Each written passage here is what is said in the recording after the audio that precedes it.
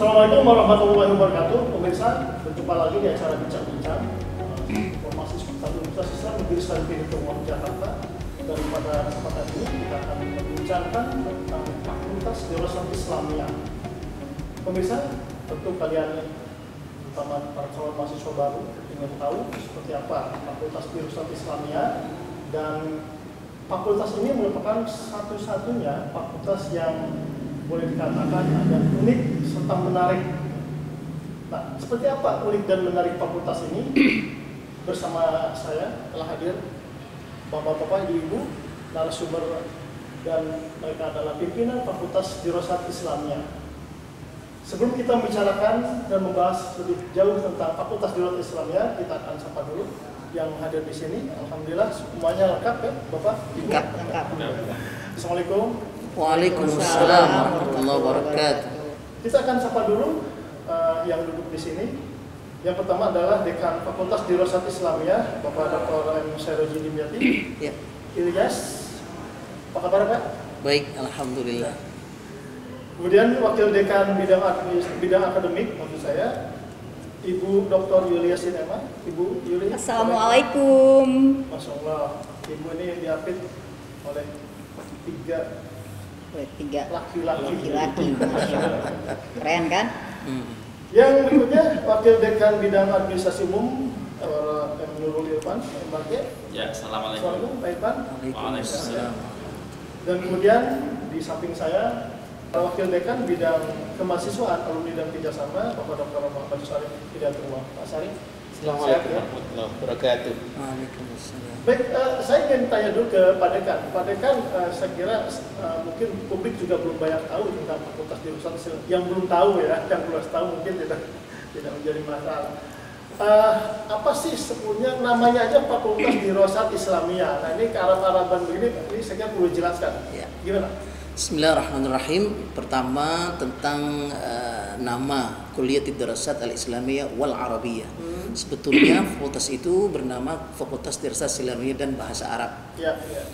Jadi sejarah dari berdirinya Fakultas Dirasat Islamiyah ini adalah hasil kerjasama ataupun MOU antara pertama dulu antara Kementerian Agama dengan Universitas Al-Azhar di Mesir, Kairo ya, dalam rangka untuk membuka kelas jauh sebetulnya Fakultas Dirasat Islamiyah di Universitas Al-Azhar di Indonesia, karena banyaknya minat bangsa Indonesia untuk melanjutkan kuliah di Universitas Al-Azhar Mesir di Kairo.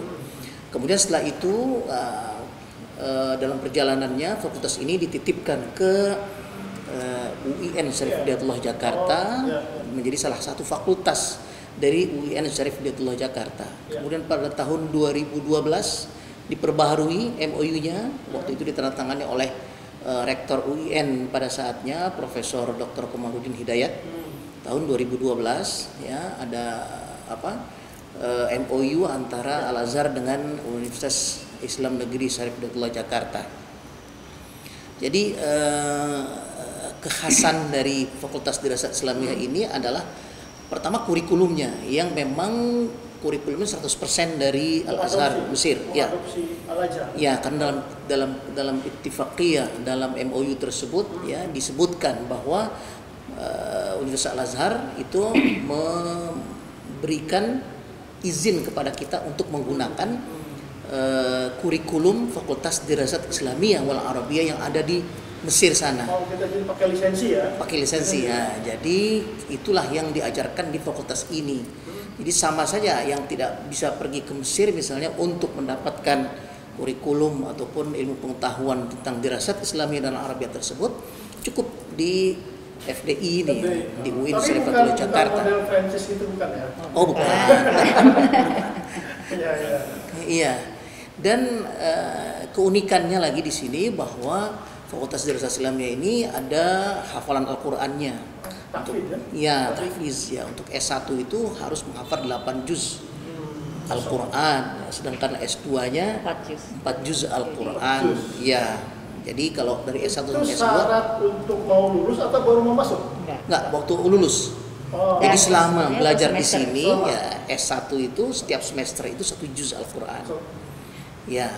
Yang kedua mungkin mumayizatnya ya kelebihannya bahwa kita semua di pengantar dari kurikulum tersebut dengan bahasa Arab. oh, Dan kurikulumnya kitab-kitabnya juga semuanya bahasa Arab, itu dari Mesir semua, dari Al-Azhar ya, yang kemudian dikembangkan disesuaikan dengan keindonesiaan ya, ada tambahan dari para dosen di Fakultas Dirasat Islamiyah ini sendiri. tapi apa namanya fikihnya kalau boleh katakan begitu, fikih Indonesia gitu ya, fikih Mesir.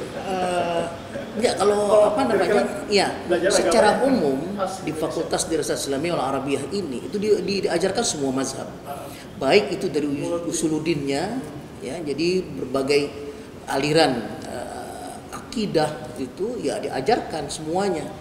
Kemudian di fikihnya pun ya diajarkan, ada yang khusus fikih Syafi'inya gitu, ada juga yang namanya Fikih muqaranah. fiqh muqaran ya, jadi Perbandingan. fikih perbandingan itu Multi seluruh mazhab ya. Ya, mazhab semua diberikan mazhab. di situ ya, sesuai Kira-kira- dengan visinya lah ya. Kira-kira apa yang ketika mahasiswa kuliah di sini, ketika dia lulus itu kemana mereka dan ngapain? Ya, Alumninya gitu. Nah ini yang memang dari visi ya Fakultas Dirasat Islamiyah ini itu untuk mencetak ulama. Jadi tafaqquh fid din, al-mutafaqqih fid din, amalan liqaulihi ta'ala, falaula nafara min kulli firqatin minhum ta'ifatun liyatafaqahu fid din wa liyunziru qaumahum idza raja'u ilaihim la'allahum yahdharun. Jadi tafaqquh fid din itu di atas dua tingkat di atas dari hanya mengetahui. Kalau orang mengetahui agama, ma'rifah namanya, mengetahui agama, bisa jadi dia tidak beriman dengan agama tersebut. Orientalis dan sebagainya itu tahu Islam, tapi dia tidak mengimaninya. Di atasnya faham. Dia faham tentang agama tersebut, tapi bisa jadi tidak mengamalkannya. Tapi tafaqquh fid din, di atas itu semua dia harus bisa mengetahui semua sisi agama, baik dari akidahnya, dari fikihnya, terutama dari bahasa Arabnya, karena tidak mungkin terlepas itu apa namanya agama kita, agama Islam itu dari bahasa Arab tersebut. Dia harus menguasai itu semua dalam waktu yang sama, dia harus melaksanakan dari apa pemahaman tersebut. Itulah yang disebut dengan tafaqquh fid din. jadi belajar banyak hal tentang agama lah ya. Iya, begitu. Ya. Sederhana. Advance. Ya. Tadi kira-kira mahasiswa diarahkan kemana sebetulnya? Memang Lulusan. ya lulusannya adalah untuk menciptakan generasi yang memahami agama secara syamil, mutakamil, bukan hanya dalam satu sisi saja. Ya, jadi seorang ilmuwan yang betul-betul menguasai agama dari seluruh aspeknya. Maka di sini ada 3 konsentrasi sebetulnya. Ada konsentrasi syariah, ada konsentrasi usuluddin, ada konsentrasi bahasa Arab. Namun semua itu dijadikan satu ya, dan itu memang yang dalam tanda kutip diekspor oleh Al-Azhar itu untuk keluar Mesir. Jadi Al-Azhar itu untuk keluar Mesir dia akan membuka fakultas Dirasat Islamiyah wal Arabiyah. Ya, dikembangkannya begitu supaya memang ya nanti outputnya itu komprehensif. Outputnya itu menjadi orang yang tafaqquh fid din, tidak satu sisi. Jadi komprehensif gitu. Ya. Ini saya ingin ke Ibu Wadek akademik ya, akademik. Tadi sudah silakan oleh Pak Dekan tentang bagaimana budaya belajar mahasiswa ya, semuanya ternyata berbahasa Arab ya. Nah, kira-kira seperti apa kultur akademik yang dikembangkan, atmosfer akademik yang dikembangkan di Fakultas ED ini? Seperti apa? Mungkin sebelumnya ingin menambahkan apa yang tadi disampaikan oleh Pak Dekan ya. Jadi FDI ini usianya atau program Dirasat Islamiyah ini sebelumnya usianya sudah sekitar 22 tahun ya, karena tahun 99 baru kita pertama kali ada program khusus Dirasat Islamiyah. Kemudian ketika IAIN menjadi UIN, maka kita dirangkul oleh UIN Jakarta untuk menjadi salah satu fakultas, yaitu tahun 2012 ya, yaitu 3 tahun setelah keberadaan program studi Dirasat Islamiyah. Nah, kemudian gimana kultur gitu ya. Itu tadi sudah dijelaskan oleh Pak Dekan bahwasanya kurikulum kita 100% itu dari Al-Azhar. Tapi ada plus-plusnya, Kang. Plus-plusnya itu gimana? Pertama, tadi ditanyakan oleh Kang Nanang. Mungkin Kang Nanang takutnya kalau misalnya 100% dari Mesir berarti fikihnya fikih Mesir dong. Artinya tidak membumi gitu ya di Indonesia. Nah, ini justru plusnya. Karena sebagaimana cita-cita UIN yaitu mengintegrasikan ilmu keilmuan ya baik keislaman dan keindonesiaan.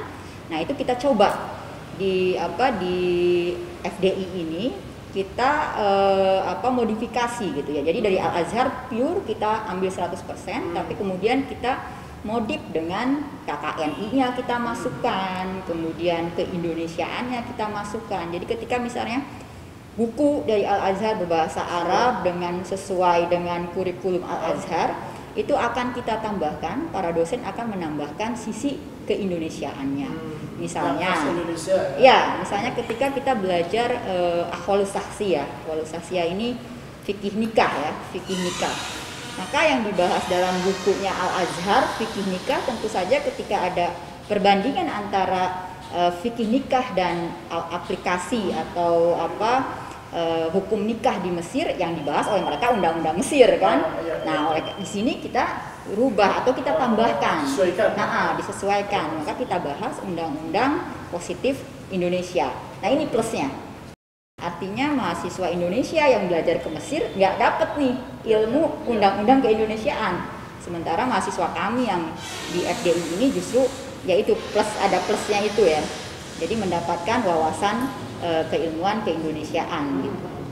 Itu mungkin ya. Kemudian tadi yang berbahasa Arab itu harus sudah dipastikan. Oleh karena itu dalam seleksi kami sangat menitik beratkan bahwa input kami atau calon mahasiswa kami betul-betul sudah bisa berbahasa Arab. Jadi masuk FDI bukan untuk belajar bahasa Arab. Tapi kalau untuk menambah mahir, menambah pinter, menambah lancar itu bisa. Tapi kalau orang yang nol bahasa Arabnya itu maaf salah jurusan gitu ya. Walaupun kecuali yang punya nyali barangkali. Betul. Jadi ada juga memang kejadian beberapa yang biasanya melalui jalur SPAN atau UMPTKIN. Itu kan di luar wewenang kami ya, karena yang menyeleksi adalah pusat. Nah, tapi ternyata di antara mereka pernah ada yang masuk misalnya dari MAN gitu ya, yang notabene bahasa Arabnya kurang kuat lah. Artinya logikanya dia nggak bisa bersaing lah dengan kawan-kawan lain, tapi ternyata bisa gitu. Sebetulnya ya bagaimana tekad mereka. Jadi memang dipersyaratkan betul kalau mahasiswa ini harus betul-betul memahami bahasa Arab ya. Betul. Ya, itu syarat mutlak. Ya, syarat mutlak. Tadi juga sudah disampaikan Pak Dekan ya, bahwa di Fakultas Dirasat Islamiyah ini kan cuma hanya ada satu prodi berarti. Ada dua. Ada dua prodi. Jadi prodi S1 dan prodi S2 ya. Tentang konsentrasi tadi saya kira menarik ya. Ada fikih ada Syariah Islamiyah, Usuluddin.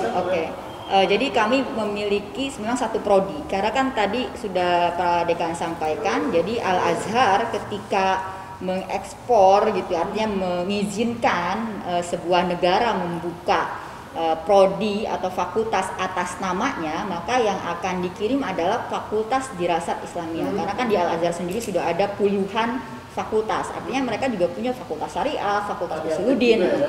Tapi memang ada Fakultas Dirasat Islamiyah yang mempelajari semua cabang keilmuan. Jadi apa yang dipelajari di FSH ada di sini, yang di FU ada di sini, yang di FA ada di sini gitu ya.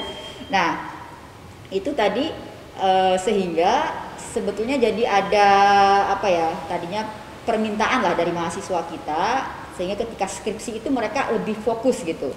Nah, ini maka diputuskanlah oleh kami. Jadi itu memang kebijakan dari Indonesia gitu, artinya dari UIN Jakarta atau dari Fakultas Dirasat Islamiyah untuk membuat di semester 7 itu semacam konsentrasi tadi.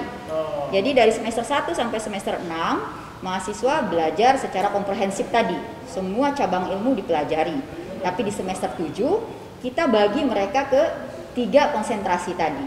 Jadi ada Syariah Islamiyah, berarti di sana nanti mereka di semester 7 itu akan mempelajari semua mata kuliah yang ada di syariah, memperdalam ya, karena sudah dipelajari ketika di semester 1 sampai 6.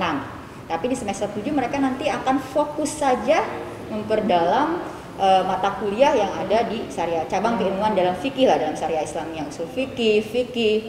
Tadi sudah dikatakan juga oleh Pak Dekan, karena Al-Azhar ini kan, ini perlu digarisbawahi ya, mengajarkan moderasi gitu ya. Artinya jadi di FDI ini kan kita mengajarkan mahasiswa agar tidak ta'assub, tidak fanatik gitu ya. Sehingga kita ajarkan tadi fikih perbandingan madhab. Jadi mereka sudah siap jika misalnya menemukan di masyarakat sesuatu yang berbeda dengan mereka gitu ya. Jadi ya itu tadi wasatiyah Islam ya, moderasi Islam. Inklusif ya. Iya. Yang moderat, yang inklusif model. Iya. Nah, itu ya tadi syariah, kemudian usuluddin, konsentrasi usuluddin, kemudian yang ketiga bahasa Arab. Nah, itu di semester 7. Nah, ini persiapan untuk mereka menulis skripsi. Jadi nanti skripsi mereka disesuaikan dengan konsentrasinya tadi. Seperti itu, Kang. Jadi sudah ketika skripsi mereka sudah punya fokus gitu, karena di semester 7 sudah kita arahkan. Saya ingin tanya juga ya, tadi kan ketika Bu Wadid menjelaskan bahwa mahasiswa yang akan masuk ini mereka harus siap dengan bahasa Arab.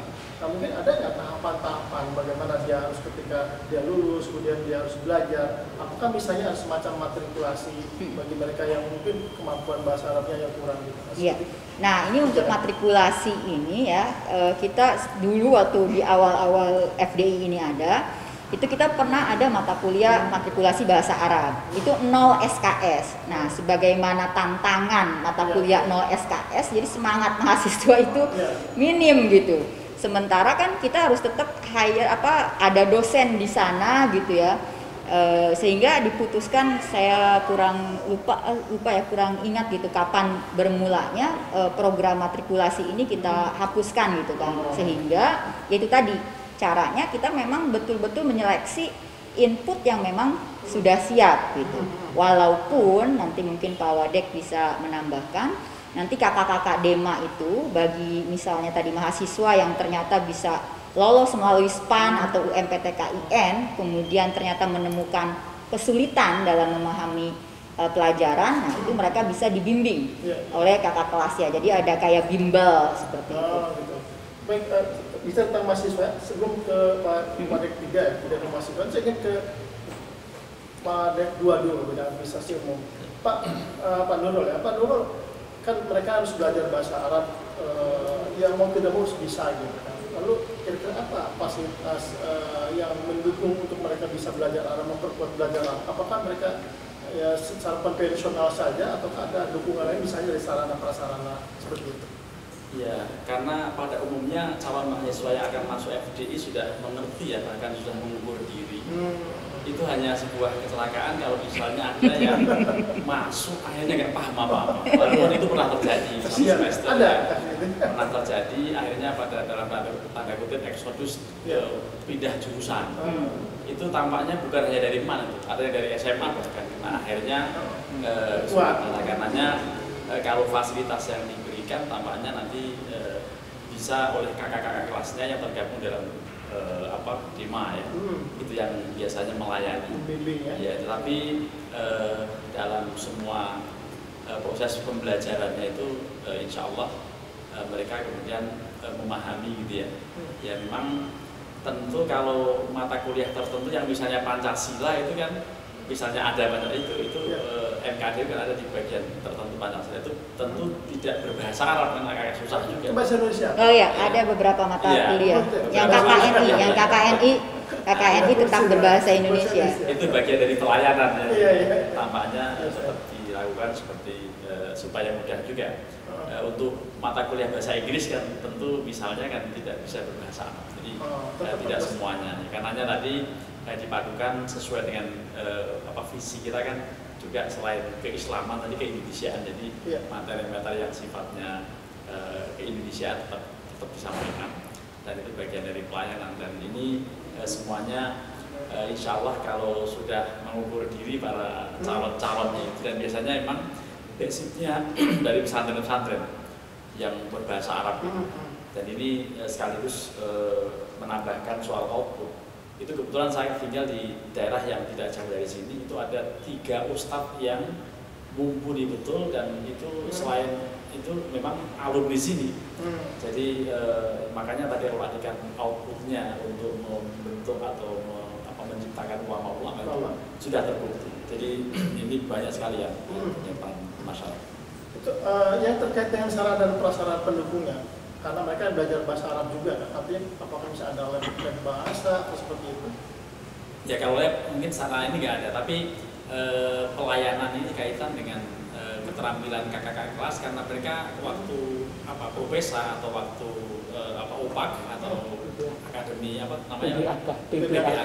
PPAK itu, kemudian pasti ada penyelaman. Jadi banyak kakak kelas yang sudah mau menyeleksi mana-mana yang kira-kira perlu ada semacam iqdad atau semacam persiapan supaya mereka siap dan sanggup mengikuti mata kuliah itu dikerjasamakan dengan Dema. Kalau kelas untuk belajar sini bagaimana Pak sepertinya? Ya. Ruang kelas misalnya, apakah misalnya? Oh iya, ruang kelas selama ini kalau sudah lengkap gitu ya. Hanya memang 2 semester terakhir yang kita lakukan melalui daring ya, sehingga apa yang kita lakukan itu ya tetap tidak beda, hanya kita tidak mewajah mungkin semester 1 itu sampai sekarang juga yang baru masuk sampai kemudian mau masuk semester 3 ini kan mereka kangen atau penasaran mana kampusnya gitu. Nah itulah, jadi pelayanan yang kita sediakan itu insya Allah tetap berjalan dengan baik walaupun dilakukan dengan virtual. Oh, kelasnya ber-AC? Iya. Jadi ya, semuanya ber-AC. Ber-AC dan semuanya ada LCD terpasang. LCD sudah ada di setiap kelas. Medianya juga ada, itu kan? Ya, medianya sangat mendukung ya untuk belajar baca bahasa Arab. Hanya 2 semester terakhir nggak dipakai semuanya itu. Iya. Karena memang masih belum nih kan. Nah, mungkin tadi sebelumnya Kang pengen nambahin yang sarana untuk, karena terkait dengan akademik juga, terkait pengembangan kemampuan bahasa Arab mahasiswa. Jadi sebetulnya kami juga sudah, walaupun sudah tidak ada lagi matrikulasi, tapi kami mencoba menghadirkan milieu gitu ya, lingkungan berbahasa Arab seperti TV ini. Jika ada mahasiswa ya, ini hanya menghadirkan berita-berita berbahasa Arab, hiburan pun berbahasa Arab. Ya, jadi TV ini hanya untuk bahasa Arab ya, acara bahasa Arab atau Al-Quran. Karena kami ingin mengingatkan kawan-kawan, kalian nih ada di fakultas berbahasa Arab dan kalian berkewajiban menghafal Al-Quran. Jadi kita kalau ada mahasiswa nih selalu mendengarkan ayat-ayat Al-Quran atau berita berbahasa Arab, atau kalaupun ada hiburan berbahasa Arab juga. Informasi ya. Arab. Jadi biar mereka terbiasa. Ya, saya selalu di PBAK itu mengatakan bahwa kalian masuk maka tidak boleh berkata, tidak boleh mendengar kecuali bahasa Arab. Ini saya kira menarik ya. Saya ingin tanya ke Pak Ahmad bidang kemahasiswaan, Pak Sarif, saya kira apa yang disampaikan tadi juga menarik terkait dengan bagaimana mahasiswa belajar di FDI. Betul. Tapi saya ingin tahu dulu seperti apa sih sebetulnya profil tadi sudah disebutkan profil mahasiswa FDI itu, apakah memang mayoritas dari pesantren ataukah juga banyak juga dari umum? Iya, terima kasih Pak Nana. Memang mayoritas mahasiswa FDI dari pesantren. Bisa dikatakan mungkin 80%-an itu dari pesantren. Kalaupun bukan dari pesantren, dari sekolah aliyah, tapi dia sebetulnya berada di lingkungan pesantren. Artinya kayak mungkin yang di Padang gitu ya, itu kan modelnya tidak pesantren seperti di Pulau Jawa, tapi cara belajarnya, materi sudah punya basic. Kalau tadi ada yang kecelakaan itu kecil kan jumlahnya, tapi secara umum memang sudah siap di sini untuk belajar, menimba ilmu, dan mereka sudah tahu FDI itu seperti apa. Informasi terkait dengan FDI itu sekarang sudah gampang dibuka baik di web maupun YouTube. Anak-anak kita alumni FDI itu banyak jadi influencer. Di YouTube banyak yang punya konten-konten yang mempengaruhi orang, bahkan saya lihat itu ada yang ditonton 100.000 begitu. Itu alumni FDI.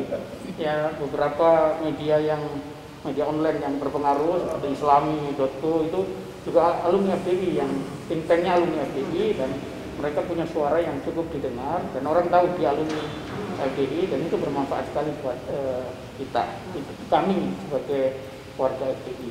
Kalau tentang disiplin mahasiswa belajar, ya, apakah misalnya ada aturan yang ketat? Seperti tadi Pak Bu Wadek bilang bahwa lingkungannya harus lingkungan berbahasa Arab. Apakah misalnya mahasiswa yang ke sini tidak boleh berbahasa Indonesia, dan kalau apakah ada sanksi juga kalau bisa tidak berbahasa Indonesia?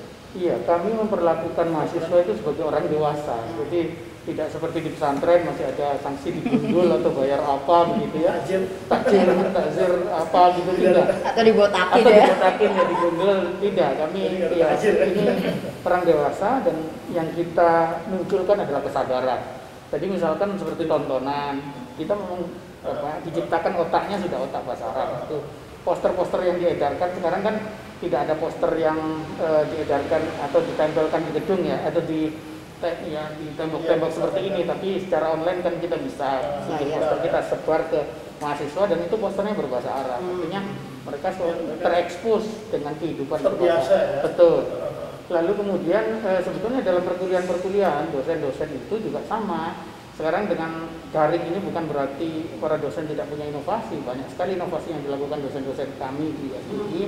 Misalkan mereka ketika menyampaikan perkuliahan mengambil materi dari YouTube, misalkan mengambil materi dari referensi yang berbahasa Arab, yang mahasiswa itu bisa mengambil langsung dari materi itu. Artinya justru dengan salah satu berkahnya pandemi, pembelajaran itu makin efektif, efisien, lalu kemudian memang e-learningnya betul-betul diterapkan. Banyak dosen yang semula tidak gagap ya terhadap teknologi, sekarang dipaksa oleh keadaan. Banyak dosen yang jadi YouTuber sekarang. Jadi YouTuber gitu, itu juga secara tidak langsung memberi pengaruh kepada mahasiswa, seperti hidden kurikulum lah. Jadi untuk aktif, untuk bermanfaat buat masyarakat, buat umat itu sekarang banyak wasilahnya. Tidak harus lewat mimbar, tidak harus lewat buku, tapi bisa jadi YouTuber, bisa jadi podcaster, orang yang di podcast kan.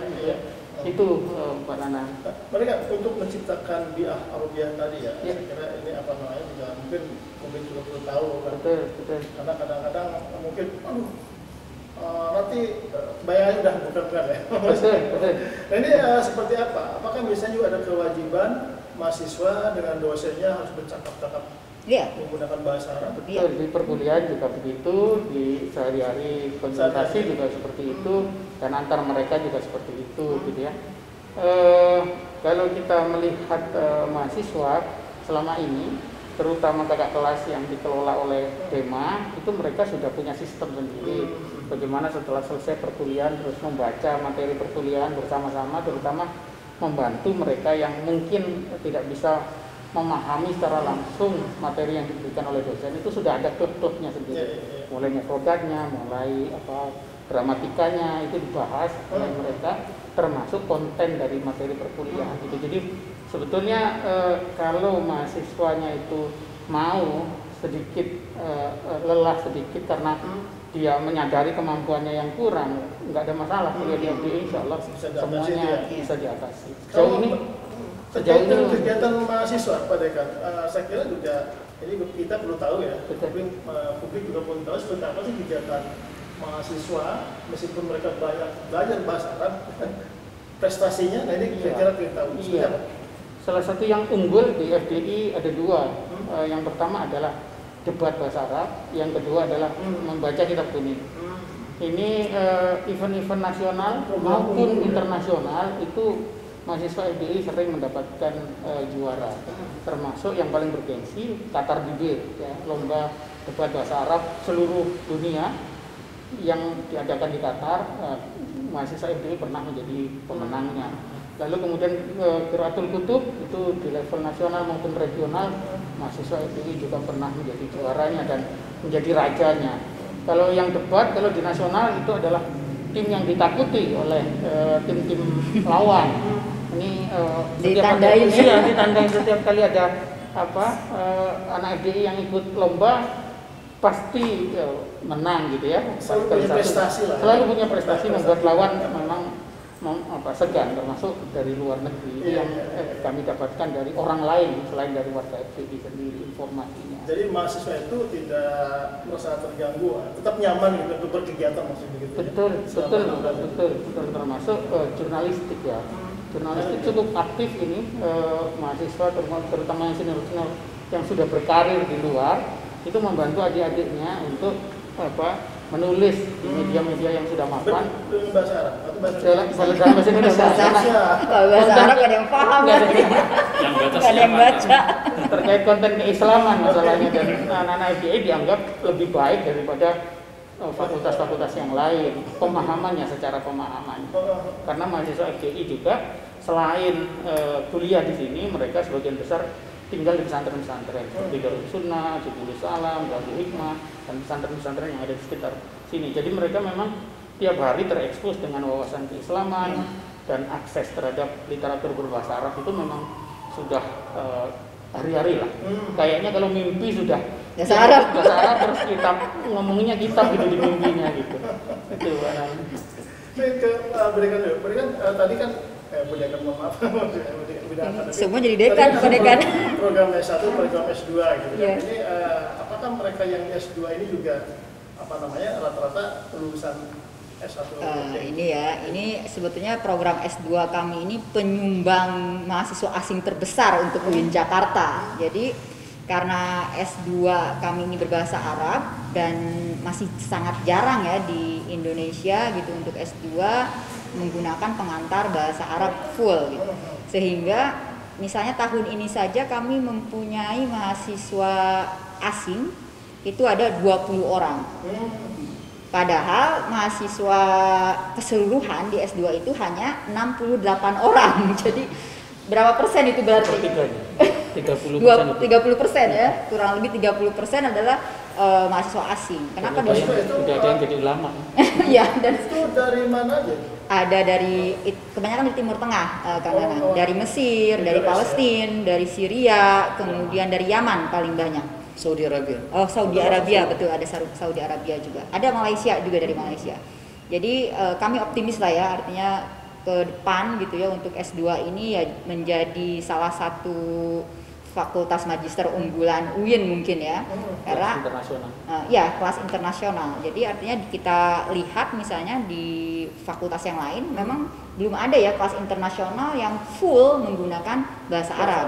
Oleh karena itu Kang Nanang, ketika kita mengikuti AUNKIE ya akreditasi tingkat ASEAN itu nilai kita paling tinggi di antara fakultas-fakultas yang lain karena pengantar bahasa internasional itu gitu ya. Jadi nomor 1. Nah itu tadi untuk S2 tadi sekali lagi kami memang dan uniknya kami memberanikan diri untuk membuka 2 semester.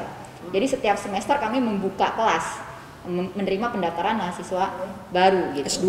Iya, untuk S2 kan. Untuk S2. Jadi ya untuk S2. Jadi alhamdulillah ya setelah dan sudah A akreditasinya. Dua-duanya. Oh, S1, S2. S1, S2 sudah A. Sehingga yang S2 ini ketika kami gemuk. Ketika kami mendapatkan A di S2 ini kan memang baru beberapa tahun ya, baru 2 tahun yang lalu. Itu langsung meningkat lah ya yang mendaftar di S2 kami. Semoga bertahan. Amin. Saya ingin ke Pak Dekan dulu sebelum kita tutup. Pak Dekan, seperti apa sih kita kira-kira harapan dari fakultas ini untuk mendidik mahasiswa ke depannya? Kira-kira harapan. Saya ingin menambahkan juga tadi beberapa keistimewaan dari Fakultas Dirasat Islamiyah. Yang pertama tadi itu mengenai akreditasi. Ya, akreditasi kami di S1 dan S2 itu sudah A. Bahkan dari awal pertama kali akreditasi selalu A, sudah A. Yang kedua tadi ada akreditasi dari tingkat ASEAN ya, yang AUNKIE ya, dan itu pertama kali kita di akreditasi juga sudah langsung A. Yang kedua kita ingin menitik beratkan juga bahwa pada dasarnya, pada hakikatnya Fakultas Dirasat Islamiyah ini memang fakultas internasional, bertaraf internasional, karena dilihat dari kriterianya itu sudah memenuhi syarat, diantaranya dengan kurikulum yang semuanya berbahasa asing. Mungkin satu-satunya fakultas di lingkungan UIN yang berbahasa asing ya, itu ada Fakultas Dirasat Islamiyah ya. Kemudian untuk S2-nya ini kita berharap memang banyak para ulama sebetulnya, para asatidzah ya, yang latar belakang bahasa Arabnya bagus, kemudian juga pengetahuan keagamaannya baik ya, yang agak sulit misalnya untuk melanjutkan di fakultas lain yang berbahasa Indonesia. Kita sangat membuka diri untuk menerima beliau-beliau tersebut untuk melanjutkan S2-nya di Fakultas Dirasat Islamiyah ini. Itu arah kita. Kemudian kita juga ingin mengarahkan agar Fakultas Dirasat Islamiyah ini benar-benar untuk bisa mempercepat dirinya menjadi fakultas internasional ya, dengan berbagai kegiatan dan berbagai program internasionalnya. Tadi Pak Dr. Muhammad Syarif telah menjelaskan beberapa kegiatan kemahasiswaan yang bertaraf internasional itu akan kami kembangkan selanjutnya, webinar internasional.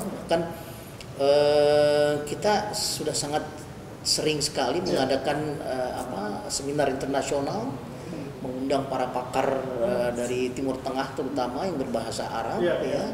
Dan bahkan setiap ada tamu dari Kementerian Agama dari UIN Syarif Hidayatullah ini pasti selalu dibelokkan kemari dulu untuk menjalankan ya. Jadi kita harapkan memang dari fakultas ini juga akan banyak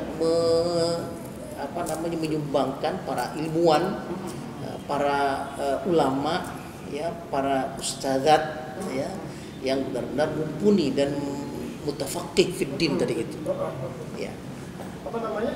Satu hal juga yang saya ketahui ya, sebaran lulusan ya. Pak Dekan ini, mereka ini kemana aja sih? Memang unik ya, FDI ini memang unik.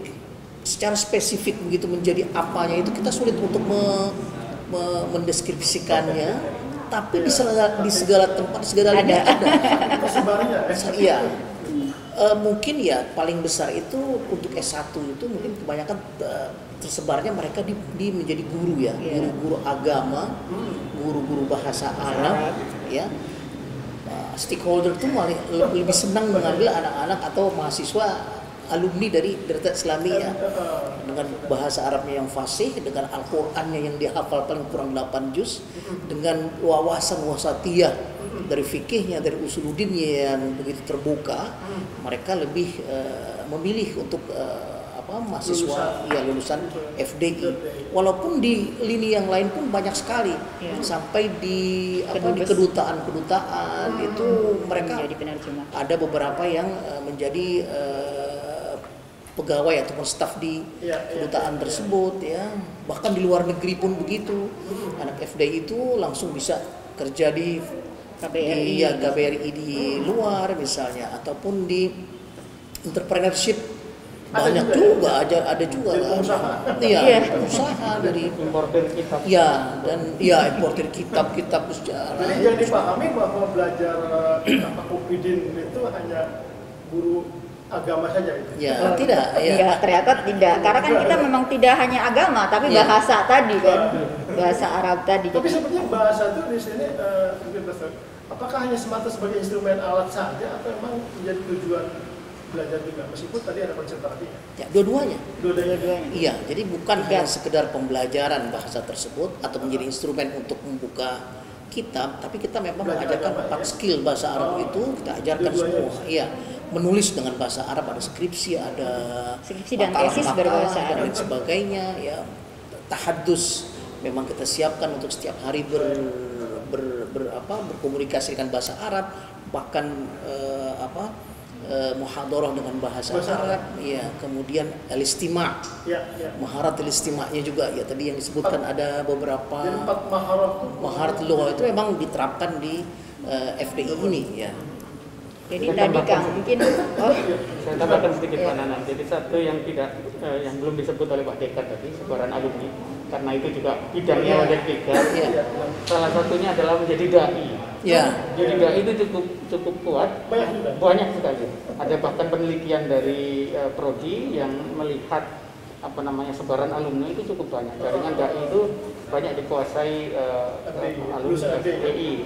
Maka kami atas beberapa kelebihan itu berani mendeklar di brosur-brosur kami mencetak ulama, dai, intelektual yang profesional. Ya. Itu.